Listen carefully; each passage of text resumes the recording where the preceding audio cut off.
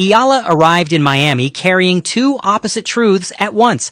9 days earlier, Linda Noskova had crushed her 2-6-0-6 at Indian Wells. By March 21st, Eala had answered with a 6-7-6. 6-3-6-3 escape against Sigismund, and a 6-3-7-6-2 win over Magdalene to reach the round of 16. The deeper she went, the louder the Filipino flags and voices became, and that warmth was not accidental. Eala herself admitted, "I did not expect this sort of fan base or crowd rallying behind me, calling it so heartwarming." That is the emotional core of this story. A player feeling embraced, and a tennis culture deciding whether that embrace is welcome. On March 19th in Miami, one complaint to the chair umpire dragged that decision into the open. Now, to be fair, movement in the stands during a point can irritate any player. Laura Siegemund had every right to want order. What she did not have the right to do was become the latest face of a pattern that keeps treating Filipino passion as if it were some kind of contamination. This argument had already been brewing since the Australian Open, where Eala's matches drew overcrowded side courts, loud reactions, cheers after opponent errors, and endless pearl clutching from critics calling the atmosphere classless or disrespectful.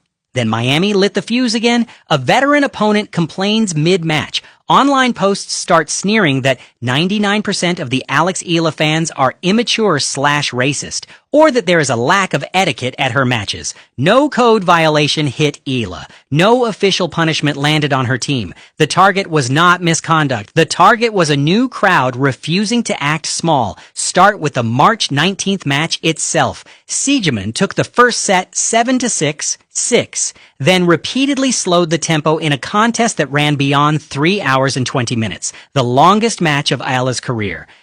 The numbers made the contrast impossible to ignore. Reports had Sigismund using 85% of the allowed time between points, while Eala sat at 57%. And in the middle of that chaos, Eala did not rant. She went to the umpire and said, "She stopped the point. I was about to serve and she turned around." I understand. That's right. "Can you watch her time?"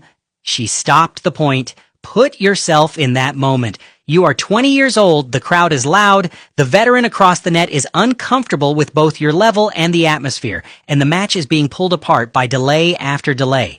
Eala stayed in the fight, took the next two sets 6-3, 6-3, and walked off with more than a win. She exposed the double standard. The player accused by etiquette police was the one asking for the match to be played on time.